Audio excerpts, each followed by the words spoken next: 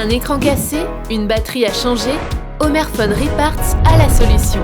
À Saint-Dizier et Bar-le-Duc, l'équipe vous accueille pour vos réparations et vos achats d'accessoires. Toujours en moins d'1 heure et garantie 6 mois. Rendez-vous du mardi au samedi à Bar-le-Duc et Saint-Dizier.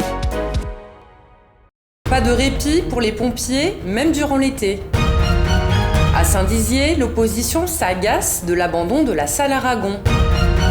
Lorsque l'artisan devient artiste, rencontre avec Jean-Luc Bazin.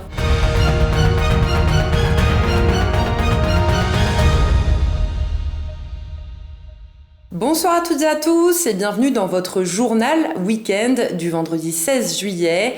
Ouvrons cette édition avec ce stage dont ont bénéficié les pompiers de la Meuse. Cette période est propice à la formation des jeunes recrues ainsi que des pompiers déjà en fonction. Alison Godefroy est passée entre les flammes pour vous faire découvrir ce métier de passionné.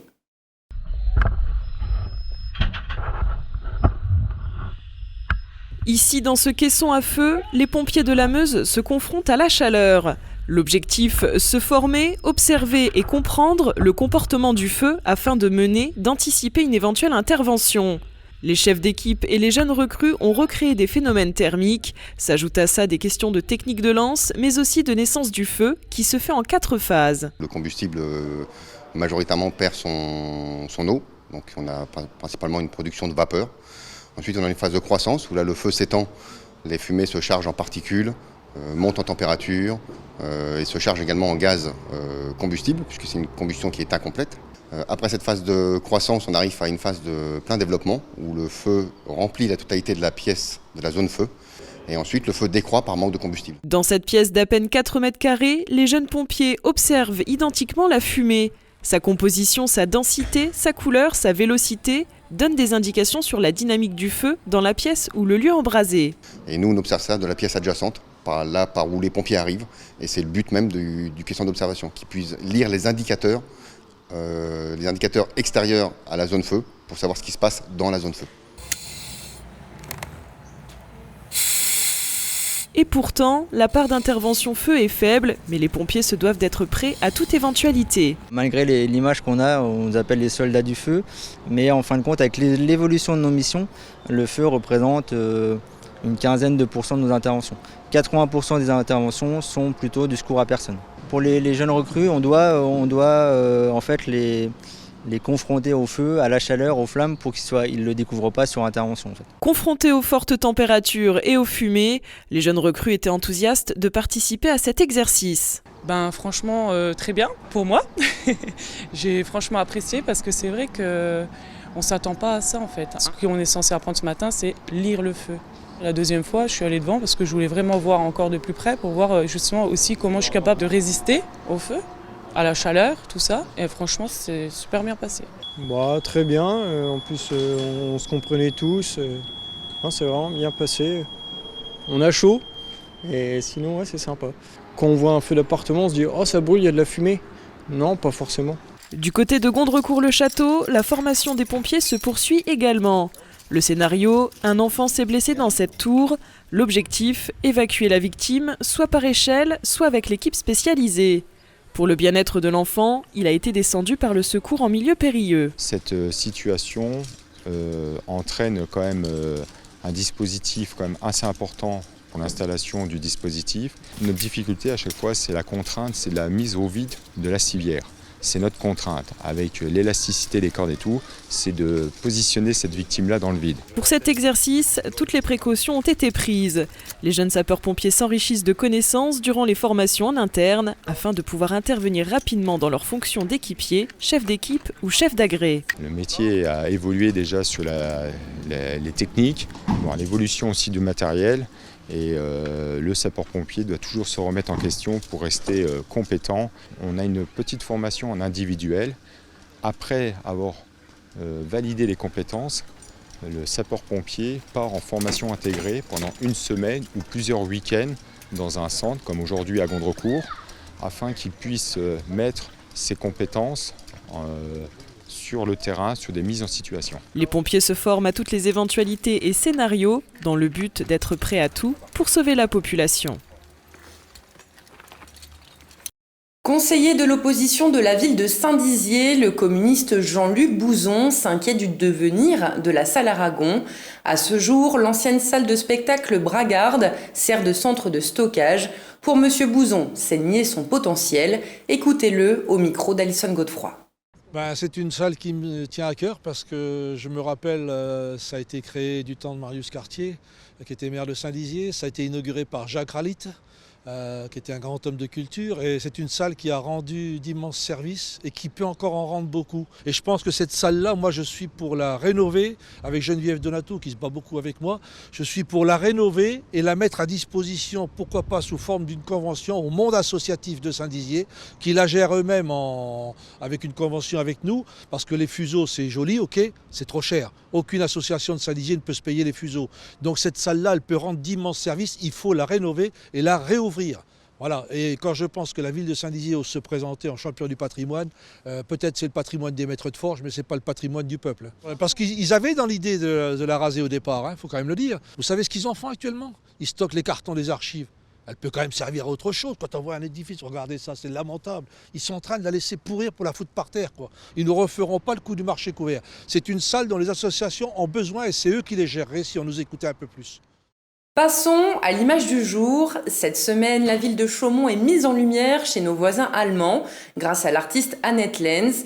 La graphiste parisienne expose ses créations, dont l'identité graphique de la ville de Chaumont et du Nouveau Relax, au musée des arts appliqués de Francfort. Un joli clin d'œil à la Haute-Marne. À quel moment distingue-t-on l'artisanat de l'art? Comment un menuisier vient-il à devenir un artiste? Pour Jean-Luc Bazin, la réponse est évidente, la passion. Celle du dessin, du bois et désormais de la résine, un combo qui offre des pièces décoratives pleines d'authenticité. Nous nous sommes immiscés dans son atelier meusien le temps d'une création. Regardez et surtout admirez. Installé dans les hauteurs de Ville-sur-Saulx, l'atelier de menuiserie de Jean-Luc Bazin héberge depuis quelques mois des pièces insolites. Ébéniste et sculpteur sur bois de formation, l'artisan s'est lancé dans la fabrication d'objets décoratifs alliant le bois et la résine. Un projet né de son envie d'unifier ses passions, à savoir le dessin et le travail du bois. Plus qu'un artisan, Jean-Luc est un artiste dans l'âme qui s'amuse à jouer avec les matières et les couleurs. Donc moi j'essaye de faire des pièces uniques. Donc chercher l'originalité et puis réussir à la faire derrière, quoi. Donc c'est toujours comme un challenge de dire tiens j'essaye de faire ça, faut que j'y arrive, quoi. Et ainsi de suite, toujours chercher autre chose. C'est ça qui m'intéresse en fait, c'est la création, quoi. Las de produire à la chaîne en tant que salarié, Jean-Luc entreprend désormais une démarche plus artisanale et authentique avec la création de sa microstructure Resin Wood. Grâce à la résine, il magnifie le bois, à l'instar de sa dernière réalisation, une horloge. Mais ce travail demande de la précision, de la patience et de multiples étapes. Donc je fais un croquis à l'échelle 1, c'est-à-dire à l'échelle normale, quoi. Donc là, pour faire l'horloge, je me suis servi du plan, je les ai découpés les petits morceaux. J'ai préparé mes pièces de bois. Je colle mes morceaux sur la pièce de bois pour la couper exactement comme le plan. Et après, il faut préparer le support, donc avec de l'anti-adhérent pour la résine. Je colle mes morceaux de bois un à un sur le plan de travail. Puis vient le moment tant attendu de couler la résine pour obtenir les couleurs souhaitées. Un résultat possible grâce au mélange d'un durcisseur et de pigments. Ça reste toujours un petit peu en mouvement, donc ça change toujours un petit peu, mais plus il va y avoir de pigments, plus ça va donner des effets un peu marbrés. À la suite de plusieurs jours de séchage, Jean-Luc s'attelle à la découpe et au ponçage de sa pièce afin d'obtenir une surface plane et lisse. Sans oublier de protéger le bois et de peaufiner l'esthétique finale avec de la résine, de l'huile ou un vernis pour un rendu mat ou brillant. Si l'artisan se reclus le plus souvent possible dans son atelier, ses proches ne s'étonnent pas de sa nouvelle idée.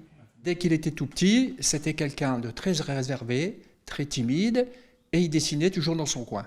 Et je pense que c'est un peu dans sa nature, il fouille, il va à droite, à gauche, etc. C'est un artiste, je vais peut-être ajouter un mot qui est peut-être pas sympa, un peu marginal sur les bords. Des qualités appréciées par ses clients. Également artiste, José a tout de suite adhéré au concept. Il est capable de peindre des petites aquarelles magnifiques et quand je l'ai vu se mettre à confectionner des objets tels que vous avez ici, avec mon épouse, nous avons craqué. Et c'est surtout le mot artiste qui me vient quand je pense à Jean-Luc. À l'heure de la reprise des foires et expositions, Jean-Luc souhaiterait voir son activité décoller, mais il prévient, il n'a aucune intention d'industrialiser son activité. Pousser les portes de son atelier doit rester une source de plaisir, de motivation et de création.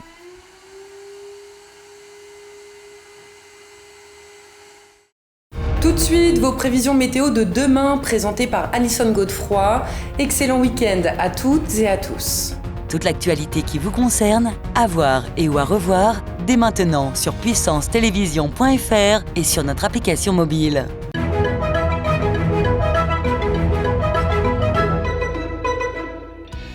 Bonsoir à tous, bonne nouvelle, demain sera marqué par le retour du soleil, temps ensoleillé pour le Triangle et à Chaumont. Pour l'après-midi, quelques nuages feront leur apparition, il fera 23 degrés partout, sauf à Chaumont avec 22 degrés. Demain, nous fêterons les Charlottes, très bonne soirée et très bon week-end avec Puissance Télévision.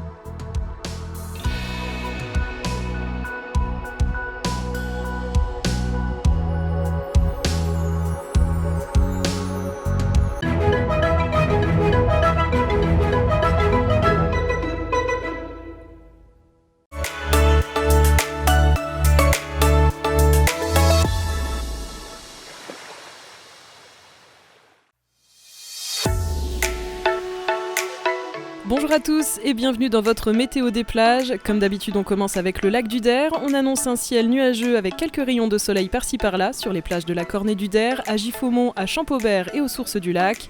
Les maximales atteindront 23 degrés sur le lac. La température de l'eau, quant à elle, ne dépassera pas les 16 degrés. L'indice UV sera de 4.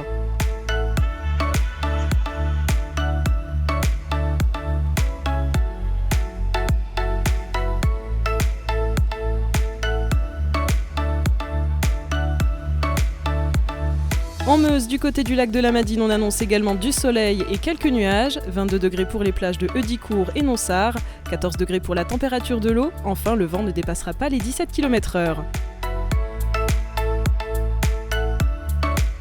Dans l'Aube, au lac d'Orient, à la plage de Géraudot, de Ménil-Saint-Père et de Lusigny, le temps sera partiellement couvert avec quelques rayons de soleil, il fera 23 degrés et la température de l'eau sera à 15 degrés.